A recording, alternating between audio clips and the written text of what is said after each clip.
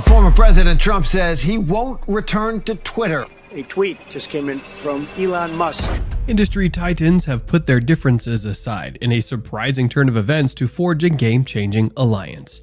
We're talking about the tech billionaire Elon Musk and the head of controversies Donald Trump. Imagine a world where Musk and Trump, two figures who have always been at odds, decide to set aside their differences and forge a path that could reshape the future of America. This is something no one ever saw coming and has got everyone talking. The stakes are high, the drama is palpable, and the impact could be nothing short of historic. Buckle up because the twists and turns in this story are nothing short of extraordinary.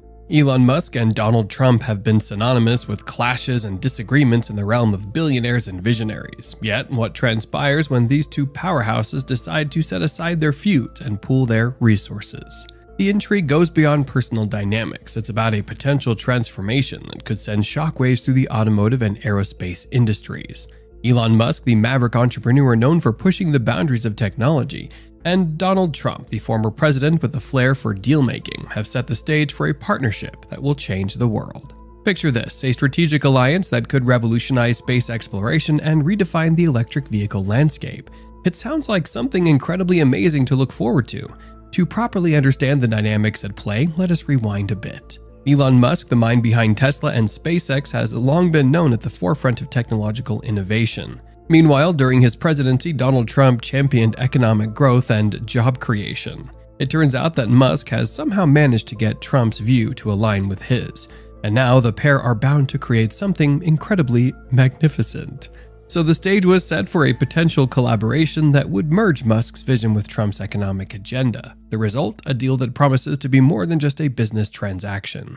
With the optics, Musk and Trump had a hand in the development, but it is confusing why these two decided to become partners out of the blue, especially given the feud history between them, which didn't seem like it would end. If you didn't already know, Musk and Trump didn't see eye to eye on things in the past. No one knows the exact reason why things between them were so rocky, but it was clear that they were not on good terms with each other.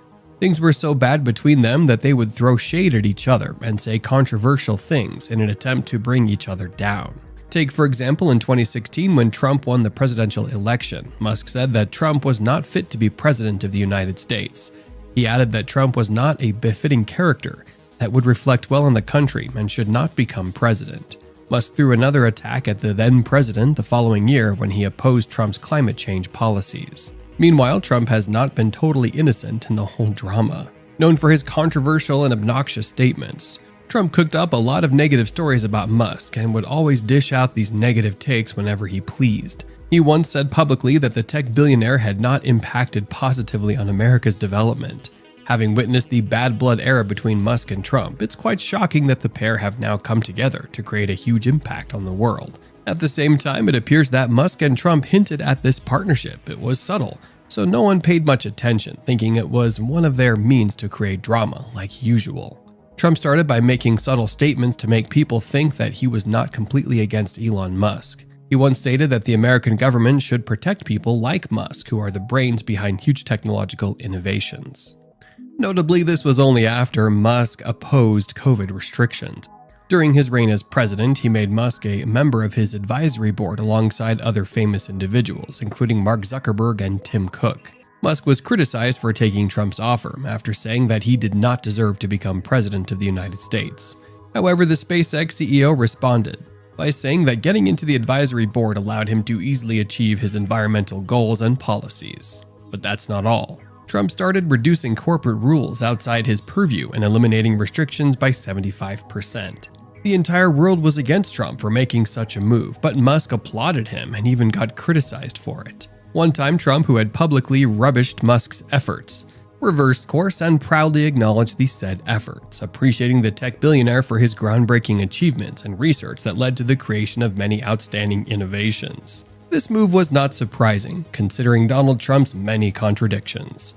Two people who were always at each other's necks suddenly supported each other. It was quite suspicious, and many have begun scratching their heads, trying to figure out the bigger picture in all of this. Musk and Trump are aimed at creating something huge, and it appears that Musk's companies, SpaceX and Tesla, would benefit greatly from this liaison. Although Musk and Trump slowly started to show signs of becoming tolerant of each other, it still does not answer the big question on everyone's minds. How did this unexpected alliance come to be, and what could it mean for the future? Well, Elon Musk's acquisition of Twitter, now known as X, catalyzed this unexpected partnership. At the time, Donald Trump's account was banned for inciting a riot on the Capitol, thereby violating Twitter's terms of service. Shortly after, Musk not only acquired the platform but also unbanned Trump's account, and that moment marked the beginning of a journey that had the potential to rewrite the rules of business and politics. Although notably, Donald Trump did not resume using his Twitter account. Musk started by applying huge changes to the app's policies, and shocked everyone when he announced the reinstatement of Trump's account on X. All of these changes culminated in Twitter losing half of its value. It was an unexpected move, as many thought that since Elon Musk was fully in control of the app, it would be a golden opportunity for him to completely remove Trump's account and permanently block him from the app. But he did the opposite and even sought the advice of X users on whether to bring back Trump's account or not. Just over half voted that Trump be brought back, and Musk immediately listened to the people's voice and reinstated Trump's account. Although, as we said previously, Trump did not resume using his Twitter account. But how was this going to benefit Musk in any way? Many claim that Musk was probably hoping that Trump would announce their liaison on the app and as a result attract a lot of hype. But either way, the pair have now confirmed their alliance. What seemed like a mere transaction between them was the spark that ignited a powerful collaboration. So, after the pandemic, Musk started supporting Trump more than he used to.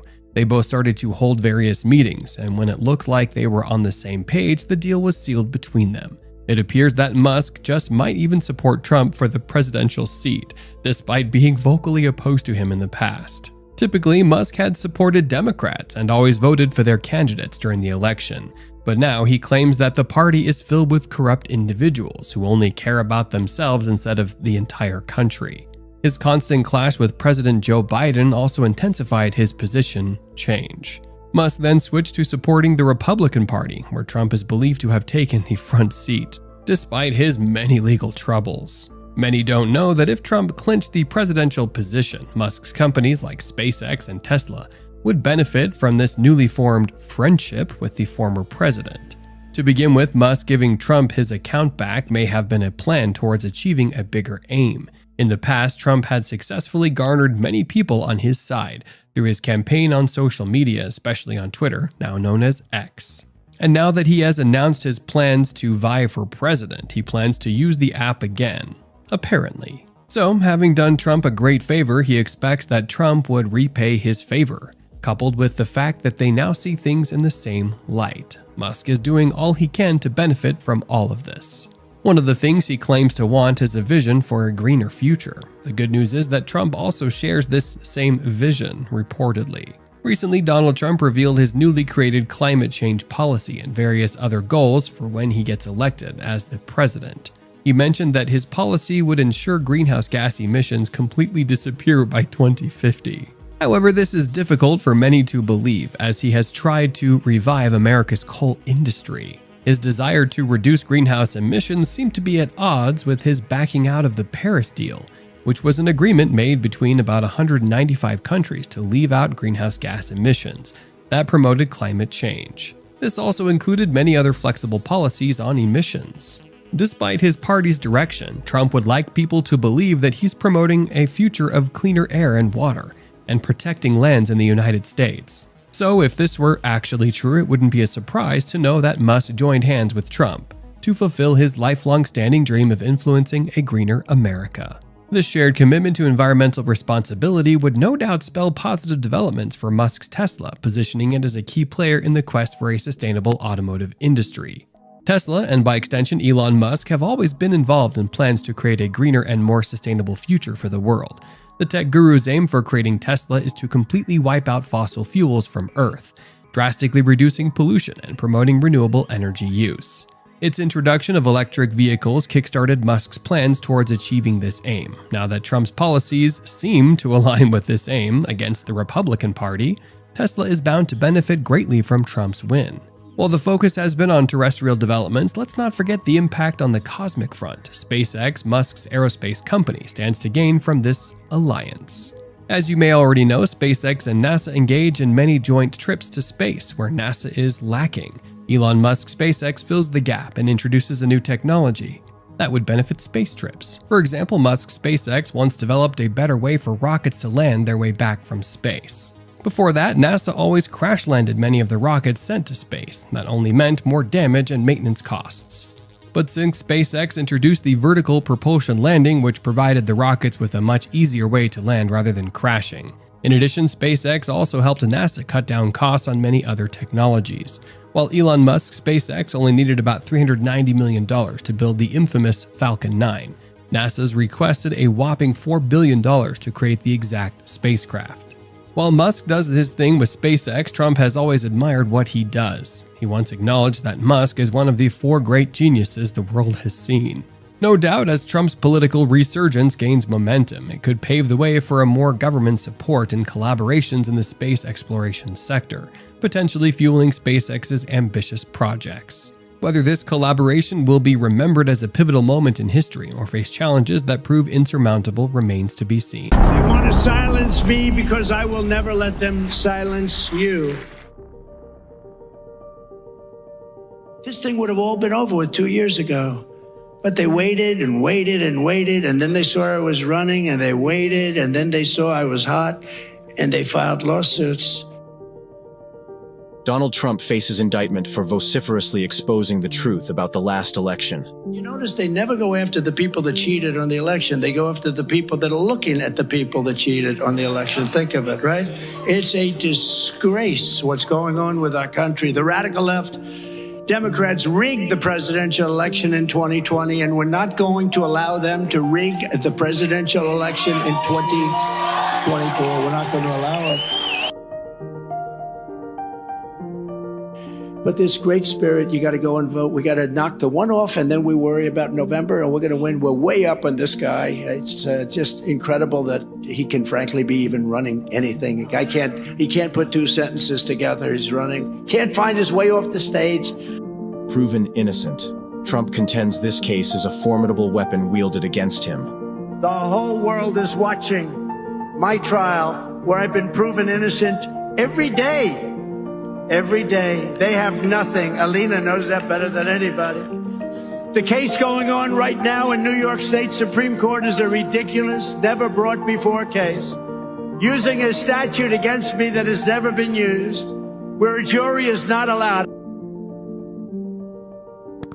Every time the radical left Democrats, Marxists, communists, and fascists indict me, I consider it a great badge of honor.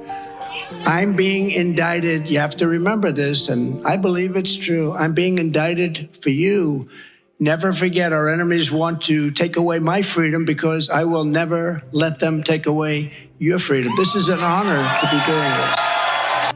Trump laments the press's omnipotent power to attack even the most innocuous joke.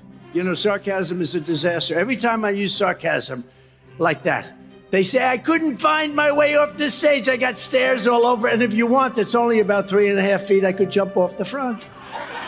But this guy can't find his way. So sarcasm's a very dangerous thing with a dishonest press.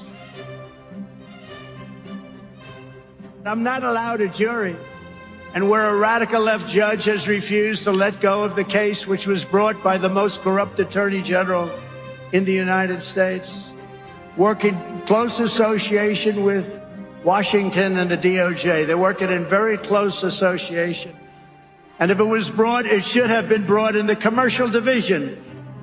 Indicted 4 times, Trump faces the multifaceted legal onslaught with an unusual optimism. You know, I do enjoy this. I shouldn't enjoy it.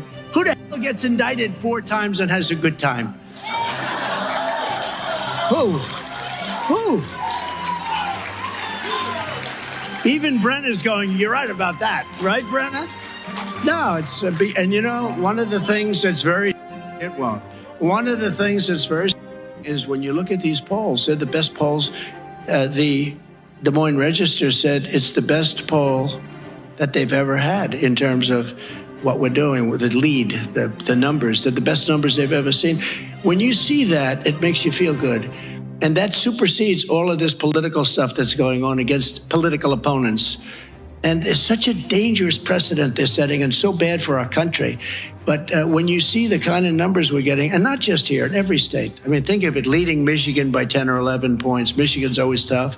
Won it in 16. I also won it in 20, but, they took it away. But what they did in 2020 is a disgrace. Trump vehemently denounces the press, highlighting the perceived malevolence within. See all the stairs around here? How the hell do you not? Where is the stair? He says, where is the stair? To show you how evil the press is, I did this routine where I stumbled and mumbled, purposely imitating him, and they put it on. They said, he's cognitively impaired. Then I walked back. I'm looking, and I walk. Where? And he walks off the stage, and he's like.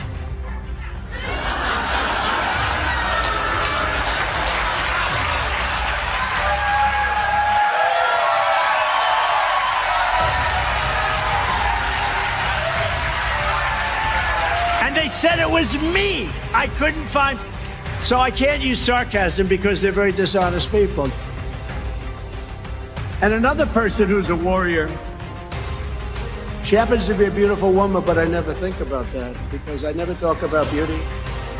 To me, I can see the most beautiful woman in the world. It doesn't register with me at all. Beauty doesn't matter. But she's beautiful, but she's a great lawyer. Silenced by the government, Trump sees an orchestrated effort to quash dissenting voices. You want to silence me because I will never let them silence you. And in the end, they're not after me, they're after you, and I just happen to be standing in their way. That's truthful. If I wasn't doing this, if I weren't running, or probably if I was in 5th place or 4th place or even 3rd place, this wouldn't be taking place. But we're so far ahead of him and we're so far ahead of everyone that they've done this. And, now they're saying, let's rush it to the Supreme Court. We got to rush it. They could have started 3 years ago. Nothing changed. They could have started 3 years ago, but they didn't. They started just recently with this crap. They could have brought this lawsuit, Brenna, 3 years ago, right after I left. It's been 3 years, but they didn't do that. And now they're saying, we have to go immediately before the Supreme Court. This thing would have all been over with 2 years ago. But they waited and waited and waited, and then they saw I was running, and they waited, and then they saw I was hot, and they filed lawsuits. These are very dishonest people. That's called election interference. And now they're fighting because they want to try and get a guilty plea from the Supreme Court of the United States, which I can't imagine because you have presidential immunity. But strange things happen, but they want to get that because that's the only way they're going to win the election. It's a very sick thing. But think of it. They waited and waited and waited for years. In fact, nobody thought, everyone was saying they're never going to bring any charges. Most people said they're not going to bring them because they don't have anything. And then all of a sudden we started getting hit with these lawsuits. And in fact, in New York, in the DA's office, they actually took a top prosecutor from Washington and put him in the local DA's office. They took a top prosecutor from Washington and put him with Letitia James, a very fine woman. And she's been a tremendous protector of a lot of very important people, and she's done an incredible job, and she has tremendous courage. I have these high-priced lawyers, and they're fine, but they go out, and I say, go speak to the press. And, you have these animals out there. Oh, there they are, right up there. Whoa. You have these animals out there. They're vicious animals. Trump, undeterred, undergoes a comprehensive battery of rigorous physical and cognitive tests, excelling. So, I go through a long story because they actually had me walking into, it's so sad. I said, do people believe that? And I just took a physical. You'll be happy to hear. Our great football player is going to be happy to hear this. I took a physical and I passed with flying colors. And I took a cognitive exam. I said, doctor, give me anything you want. I want to take it. I think if you're running for president, I think you should be forced to take it. They say it's not constitutional. So instead of, look, we love our Constitution, but look what we have in office. This guy cannot pass a cognitive exam. Despite proving innocence, Trump encounters steadfast resistance from a judicious judiciary. This judge would not let it go. I've proven my innocence. Literally every single day we prove total innocence. The clubhouse appointed highly partisan judge who is crazy ruled violently and viciously against me before he ever knew what the case was about and before we even started the trial. He ruled against me before the trial was started. It should have never gone to court in order to make the case for the racist Attorney General, Letitia Peekaboo James. He had to get the values of my properties down very substantially from the true values. So he stated as an example that Mar-a-Lago in Palm Beach, Florida was worth $18 million, when in fact the real number is anywhere from 50 to 100 times that amount, maybe higher than that. An unassailable expert testified just this week that is worth much more than $1 billion. Trump's resounding promise echoes to elevate the nation beyond its former unparalleled greatness. A woman who campaigned without knowing anything about me, I will get Trump. I will get Trump. I will get Trump. She's screaming. Nobody's ever seen anything like it. And they got nothing. They got nothing. But they have a good judge for them. And it's a very, sadly to say, it's a very corrupt system, but they got nothing. But they actually took somebody from the DOJ, put her there. They took somebody from the DOJ and put that person, top person, in the DA's office. You think my life is fun, front row Joes? You think it's fun?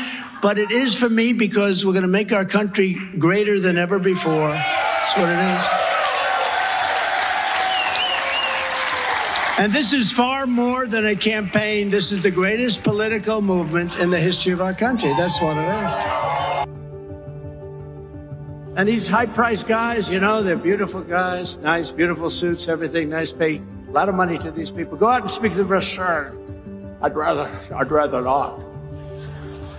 And she goes, I'll do it. And she goes out there, she's fierce. She's a fierce person. And we appreciate it. Alina Haba. Trump views his indictment as a profound sacrifice for the people. Anytime I mention them, they say, get that light off. It's coming now. Nonetheless, we're dominating Crooked Joe in the general election. The CNN poll of battleground states has us leading Biden by 8 in Georgia and 10 points in Michigan. That's great because the auto workers are getting with this electric car. They're all going to be made in China. Poll numbers also reveal that African Americans, Hispanic Americans, Asian Americans, young Americans, and just about everybody else want to join the Republican Party. It's the party of the American dream, not the Democrat party of open borders, chaos, uniform laughter at us throughout the world. And Biden and his allies are by far the worst representatives anywhere in the world on a thing called borders. Nobody's ever had a border policy like we do. I don't care if it's a third world nation. I always say, no third world nation's as bad as we have millions of people flowing in. I believe it'll be 15 or 16 million people. That's bigger than New York State. And they're coming in from places that you don't want to know about. They're bad on policy. They're bad on taxes. They're bad on everything except for cheating on elections. They're good at cheating. You know, if they put that genius to running our country, we'd have the greatest. I wouldn't have to bother running. I could be a real estate physical or my cognitive. He said, actually, sir, you're cognitive. And I wasn't sure. I was happy about that. He said, your cognitive is incredible. I think it's just logical to be pro-civilization. You don't actually necessarily have to be altruistic. You couldn't tell the truth about anything. Everything was a lie. Everything from head to toe was a lie. Andrew Tate contends that Elon Musk is undertaking the most significant risk, sparking a heated debate between the two. Yeah, well, Alex is certainly a friend of mine. I've known him for a long time, and I'm extremely happy he's back. I've celebrated that publicly, but Alex nailed it. Elon is taking the biggest risk here. It takes unlimited energy to propagate lies. You have to continually repeat them, and you have to continue to try and falsify information and hide the truth to keep lies afloat. Yeah, absolutely. I'm just generally in favor of civilization and the furtherance of civilization, and I think we should always be concerned that we can regress as a civilization. And if you study history, you can just see the arc of one civilization after another as the civilizations rise and fall through history. We've been in a period of civilization rising very rapidly. Elon Musk asserts that our civilization has been on a rapid rise, entering into a critical period of discussion. This simple purchase, you call it simple, the purchase of a simple website has literally cracked the matrix in real time, and it becomes extremely difficult now to run the psyops they were previously running and the populace, which is their primary goal. So Elon is a hero, absolutely. And the risks you are taking, Elon, I don't think many people at home actually understand the gravity of the risks you are taking, because your ability to speak freely is heavily leveraged against your insignificance. We should be concerned that we may be cresting, we may subside, and there are many times where I get late stage civilization vibes, and I'm just worried that maybe we're cresting as a civilization and perhaps headed for a fall. Andrew Tate highlights the impact of a simple website of purchase, exposing real-time vulnerabilities in the system. You're only allowed to speak if nobody listens to you. And if you get big and people start listening, they're going to come at you hard. And I think, I'm not completely versed, but from what I understand, Elon's already suffering the lawfare tactics, which they're going to do. They're going to keep pulling out the hat to try and slow him down. You either grow or you collapse. You don't. The steady state is basically an impossibility. So you have to pick it. You have to make a choice. Do you want to grow civilization, or do you want to decline and collapse? And because steady state is not stable. Elon Musk expresses concerns about civilization cresting and the potential for a subsequent fall. Yeah. Well, I guess some people are afraid, but I am not. That's and you know what? It's kind of crazy because I was talking to someone the other day and I was explaining. They were asking about my seizure, how they took all my houses, all my money, all my cars, blah, blah. And I said, you never truly own anything on this earth anyway. You can have a piece of paper that says you own it, but if you piss off the government structures, they just get a judge to stamp a different piece of paper and you no longer own it. The only thing you own is your soul and your integrity. And this is the one thing they cannot take away from you no matter what they do to you. And that is the best feeling on earth. It doesn't matter if you can sell your soul to the devil and repeat what they want you to say, but then you truly own nothing. And yeah, I think that as history books look back on this pivotal moment when X was finally freed and the information of the world could finally be spoken freely, I really do believe we're on the right side of history. And if you were to ask me if there's anything worth for, it would be for the freedom of humanity and to be on the right side of history. So I agree with you absolutely. Andrew Tate suggests Elon Musk is already feeling the impact of lawfare tactics in the ongoing debate. Yeah, absolutely. And there's liberal NGOs which will sponsor agents of the Matrix. They'll sponsor females to end up in a house party and then lie to try and then put you in a Romanian jail cell and get you sitting with the cockroaches in a dungeon. And it's a very scary world where you get to a point where you're only trying to tell the truth, and they're going to punish you for that using endless lawfare. And this battle has only just begun. But the Matrix has truly cracked now, and it's going to be extremely hard to lie to us like they did before with X, the way it currently is. And I think it came at exactly the right time. I almost, without trying to sound pessimistic, there was a point where I kind of felt like I was losing hope. You couldn't tell the truth about anything. Everything was a lie. Everything from head to toe was a lie. And they're trying to lock us all back in our houses again. And we can finally talk about it. It's truly heroic. And Elon's taking massive risk, and the respect I have for him for doing that is enormous. Elon Musk argues that maintaining a steady state in civilization is impossible, forcing a choice between growth and collapse. So, and I say we grow, and I say we expand, and we have more humans, and we become a multi-planet species and a spacefaring civilization, and ultimately be out there among the stars. And I think that is the exciting, inspiring thing for the future, not a declining human civilization that dwindles to nothingness and where humanity will whimper. And that's the bottom line. I think it is the battle of people who believe in humans and humanity and want it to expand against people who are so selfishly going through the earth and so selfishly orientated that they don't care about expanding civilization. They just want to control the humans that are currently here. Andrew Tate aligns with Musk, acknowledging that the government can take wealth, but not one's soul. Well, I agree with you because I truly believe, and a lot of people have said this before me, this is not an original idea, but I think as AI and machines and tech increases, a lot of people are going to be deemed useless by the overlords. And then you have to sit and decide, what are they going to do with all these people who have hopes and dreams, and they want healthcare, and they want a garden, and they want a house to live in, and they don't want to be treated like cattle. They're going to become extremely inconvenient. So I don't think many people at home understand that this war cannot be avoided. I've had a lot of people who understand why they threw me in jail in Romania and understood I've done nothing wrong. And they said to me, why do you take up this fight? Why you don't just delete your Twitter and disappear and drive a Ferrari all day? And I explained that this cannot be avoided. You're either on the front line and you're fighting for something, or you're sitting you're waiting for the Mongol horde to come over the horizon and chop your head off. The debate reveals a divide between those focused on selfish pursuits and those advocating for the expansion of civilization. No, I mean, what I'm saying is that actually, I think we should expand humanity. Like basically, we should have basically more kids. Population should increase, and we should become a multi-planet species and make life multiplanetary. Build a self-sustaining civilization on Mars, and then ultimately, this will be long after I'm probably, but. Well, almost certainly, we can go to other star systems and go out there and, I don't know, maybe we'll find some long alien civilizations. And I don't think we want to be one of those lame one-planet civilizations that never got beyond, its home planet. I mean, we gotta, what are the aliens going to think of that? It's like we got to make a good showing. Team Human. Well, Let's go. And that would absolutely that would be certainly disappointing.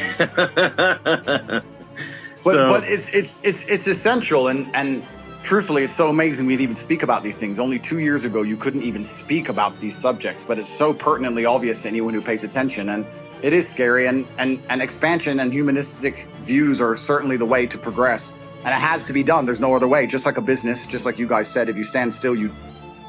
And it takes a few brave people to break the matrix. You have to break the dam. And I think bravery is so important because it puts a crack in the dam, and it shows that if there's people out there brave enough to risk getting canceled, risk lawsuits, risk lawfare, then it's going to inspire bravery amongst the rest of the populace. And it becomes extremely hard to lie to brave people. And I think that that's one of the largest pandemics of Earth today is bravery. And when I say bravery, I don't mean that in any kind of negative connotation. Bravery is being full of love and loving the people around you and sticking up for your community and loving where you live and loving your country.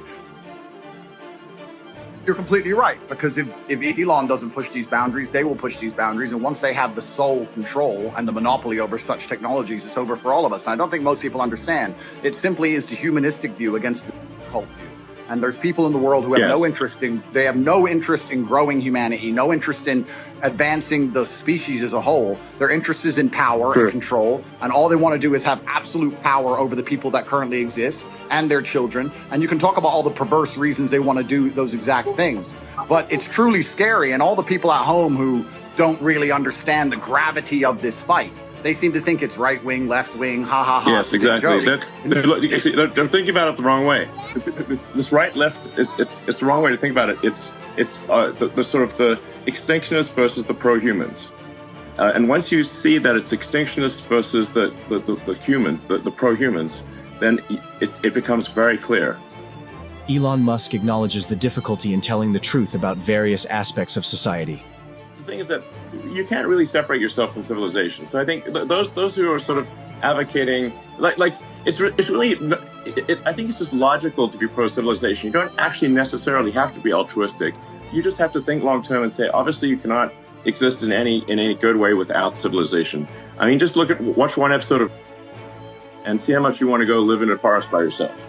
We're in a super pivotal moment now. And the reason we're in a pivotal moment is because the machines cannot do the policing as of yet. My brother and I often talk about how bad it would have been if they had Terminator machines. You didn't have your mask on. You couldn't even appeal to the empathy of the person who knew how insane it all was. As soon as the machines control the policing, it's absolutely over. And we're not that far away. So we're in a very pivotal period now where the bravery that's required to resist the globalist oppression has to happen now.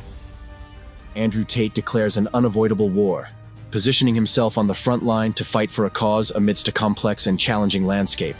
What I do believe is black and white is simply, if you read a history book, you'll see the worst things that humanity have ever done have been done with good intentions. That's what's so bad about evil acts, is that people think they're doing the right thing. And that's the most dangerous thing about it. And this idea that they look at all human life as sacred and all the same, I actually disagree. I think the reason they will prioritize people in a third world country, for example, you'll say it's because they see us as equal. I think it's because they see us now as spoiled and annoying. They don't like that we need pensions and living space and healthcare. They simply want in a robot class, and they'll do anything it takes to get it, and they'll get it from anywhere they can. And when someone comes along and says, well, my intentions are good, I'm not interested in that, because you can name any Holocaust or any atrocity in history. The people didn't think they were the bad guys. They often thought they were the good guys. And I guess the easy way to look at life is you want to be having as many children as possible. You want to pray other people do the same, and you want those people to enjoy freedom. And anyone who's coming along restricting speech, restricting access to certain things, restricting movement, all they're doing is trying to restrict so they can control. And nobody in a history book ever who did that either was the good guy. I think it's very clear to see who's on the right side of history and who isn't. And I advocate freedom for everybody. If I had disagreed with absolutely everything Alex said, I'd still be glad he's back on X. And these people can't even handle a different opinion. If we just say, like, so some of these titles are a little confusing. If someone's an internationalist or a globalist, I think what can achieve some disambiguation here is to say, like, does someone have as an axiomatic belief that there are too many people on the Earth, or do they not? Do they believe that the Earth can sustain the current population, or do they think it cannot?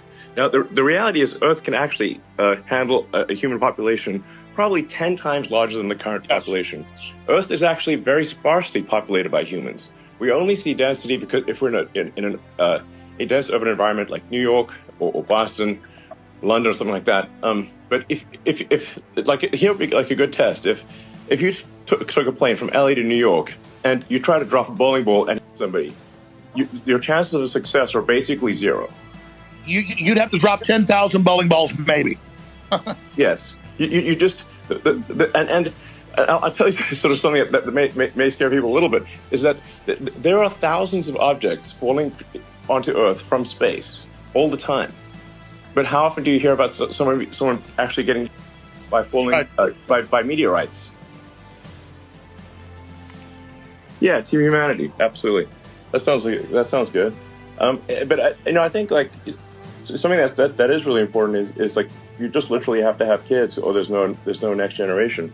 Alex, do you have kids?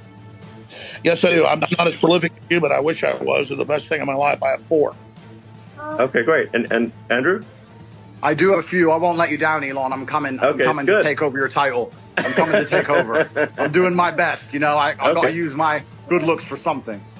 Well, I think we ought to encourage people to have kids and this is the bottom line argument. This is what is so important. We just talked about how the globalists are ultimately selfish.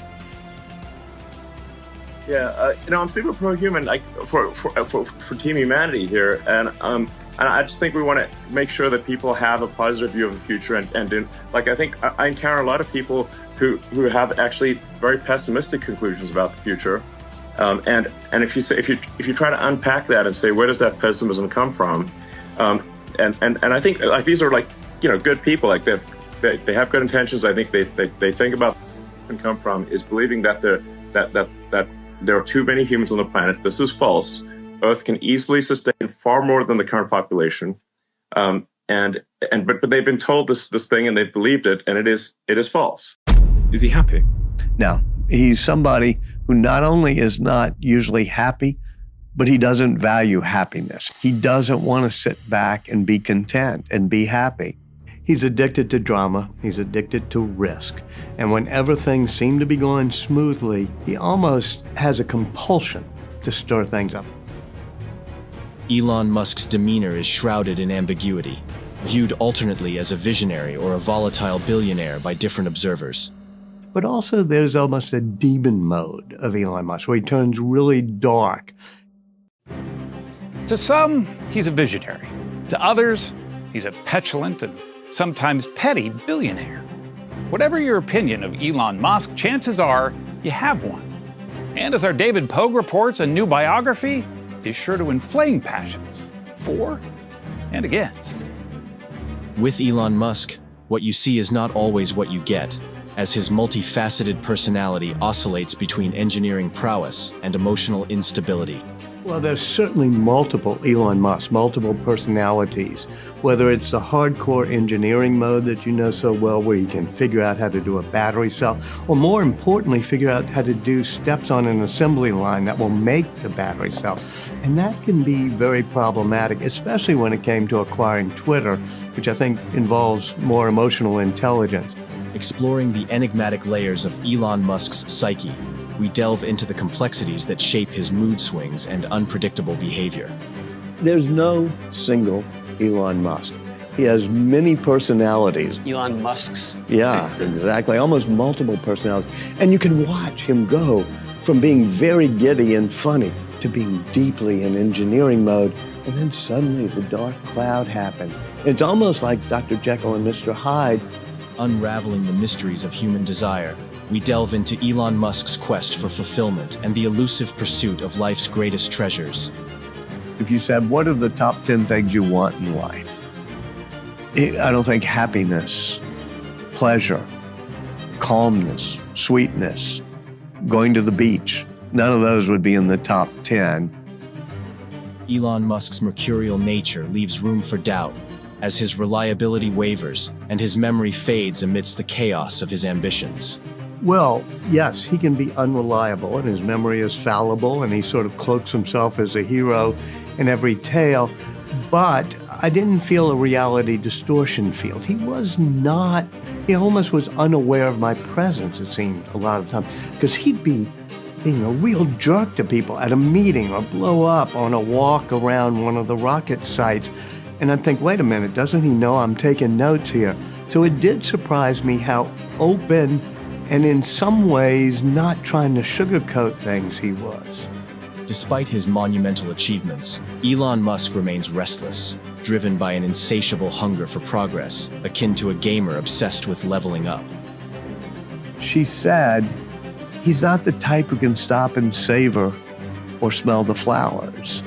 And I asked him about it. I said, okay, you ever happy at what you've achieved? He said, no, I'm like a video game addict. When I get to one level of the game and I've succeeded, all I can think about is moving to the next level of the game, be it Elden Ring or Polytopia. Is that common amongst the great leaders that you've studied? No, it was definitely true of Steve Jobs, who, having built the great computers, suddenly says, I want 1,000 songs in my pocket. And then when he has the iPod, it's so successful, and all he does is worry about the fact that something bad could happen. And he says, well, what if people, the brain dead people who make cell phones, realize they can put music on cell phones? Then we'd be out of business. So he starts working on the iPhone, and the iPod team says, well, that's going to cannibalize us. That's going to hurt our business. He said, we have to be able to cannibalize ourselves or other people will eat us for lunch. And likewise, Musk is always pushing for the next thing as opposed to happiness. Is that true of everybody? No, I mean, Jeff Bezos has the biggest yacht you can imagine and more vacation homes. And he's happier, I think. I mean, he likes to savor his success. It's also true that his space company, Blue Origin, hasn't yet gotten anybody into orbit. I don't know if there's a particular trade-off there, but I know Musk would say, yeah, I could be on a yacht somewhere, but that's not what I want. Peering into the depths of Elon Musk's ambitions, we uncover his audacious quest to establish humanity as a multi-planetary species, driven by an unwavering commitment to safeguarding our future. Everybody here is willing to take risks, and they know how to move fast. When Musk and I would walk along this corridor, and he would see people being a bit lethargic or not enough people, he'd say, where's everybody? Get this moving. This needs to be done by tonight. That would never happen at Boeing. And what's the urgency? He feels there's an urgency for humans to become multiplanetary, to get to Mars. And he feels there could be a crisis on Earth or something could happen, and we need to be a multiplanetary species. Elon Musk's appetite for drama knows no bounds as he navigates the turbulent waters of Twitter, SpaceX, and Tesla with a penchant for chaos. You know, Elon loves drama and turmoil, right? That's from childhood. He associates it with childhood and love. And whether it's at Twitter or at SpaceX or Tesla, he's always surging and wants drama.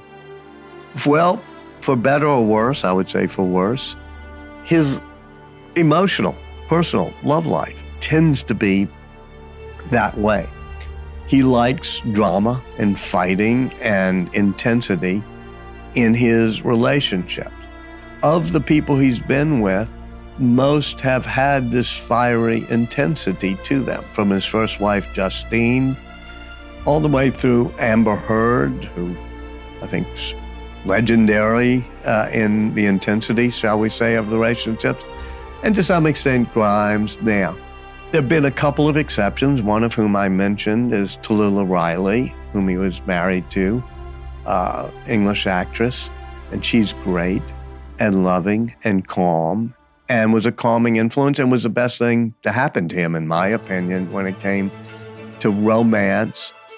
But he always valued the intensity, and she rightly knew herself and said, this is amazing, and I really love everything happening, but this is not who I am. I want to be back in a more calm environment. And eventually she leaves and comes back to England.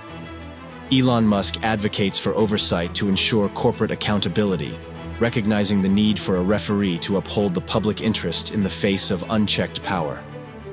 I think the key point was really that it's important for us to have a referee, just as you have a referee in a sports game or all sports games, and that the games are better for it, to ensure that the players obey the rules, play fairly. I think it is important for similar reasons to have a regulator, which you can think of as a referee, to ensure that companies take actions that are safe and in the interest of the general public. Did you tell them that AI is a double-edged sword? Yes.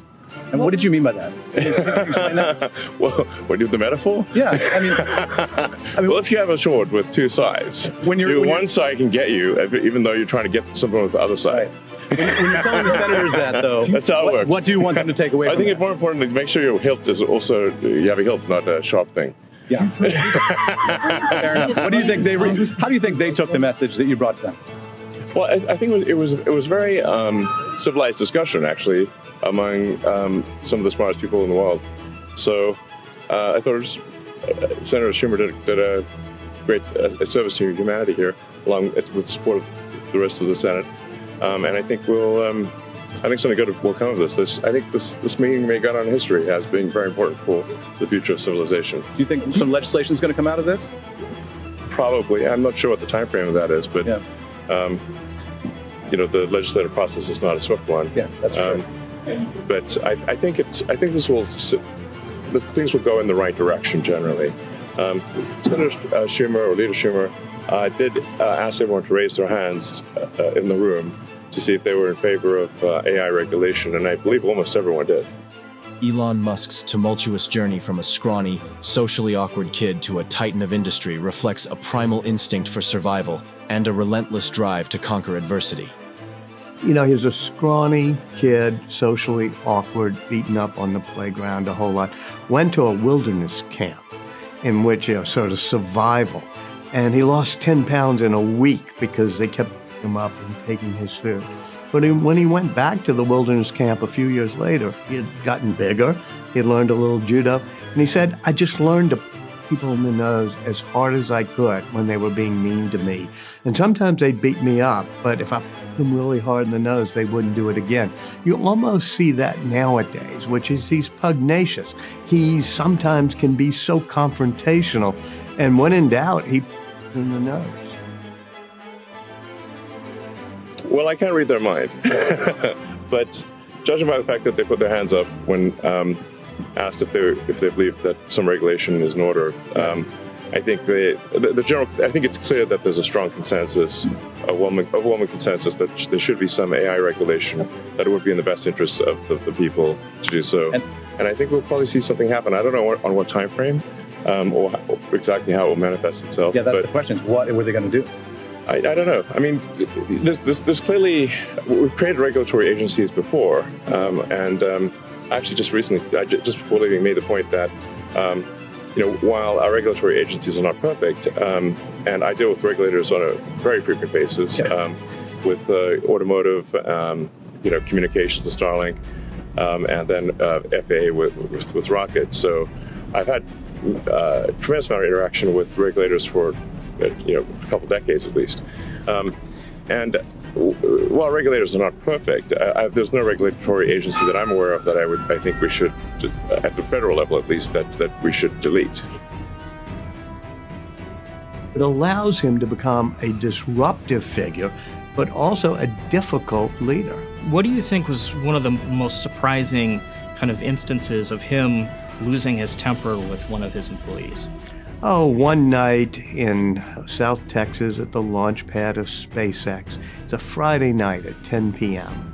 And everything's going smoothly. There's no launches being scheduled. And he looks, and there's only 2 people working at the launch pad. And all of a sudden, I see demon mode coming in, almost like storm clouds from the Gulf of Mexico. And I'm thinking, well, it's Friday night at 10 p.m. And yet he just reams out this guy named Andy, who was in charge of the launch pad site. And he orders a surge. He orders 100 people to come in from different parts of SpaceX, from Florida, California, so they can all work for 24 hours a day getting this thing done, even though there was no need to. He brought us into the era of electric vehicles when GM and Ford had given up. He said, yes, we can shoot astronauts into orbit when NASA had decommissioned the space shuttle.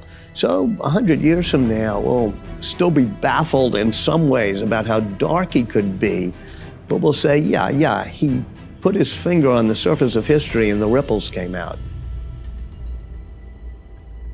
The reason that I've been such an advocate for AI safety in advance of sort of anything terrible happening is that I think the consequences of AI going wrong are severe. So we have to be proactive rather than reactive. In the past, if you take, say, and I'm being somewhat late for, speaking of regulators, sure. I'm a little late for the FAA. I'm meeting with the FAA. We don't want to hold you up. Administrator, but if you take the example of say, seatbelts. Seatbelts were opposed by the auto industry for a very long time, even though the data was very clear that they're safe, that they radically improve injuries. So, we don't want to be in that situation where we're fighting regulations, even though there's a safety thing. We can't wait for millions of people to in auto accidents. As and it's important to just elevate the question here. The question is really one of civilizational risk. So it's not like one group versus another, one group of humans versus another. It's like, hey, this is something that's potentially risky for all humans everywhere. Well, first of all, you don't need college to learn stuff, okay? Everything is available basically for free. You can learn anything you want for free. It is not a question of learning. There is a value that colleges have, which is like, seeing whether can somebody work hard at something, including a bunch of sort of annoying homework assignments, and still do their homework assignments, and kind of soldier through and get it done. That's like the main value of college. And then also, if you probably want to hang around with a bunch of people your own age for a while instead of going right into the workforce. So I think colleges are basically for fun and to prove you can do your chores, but they're not for learning.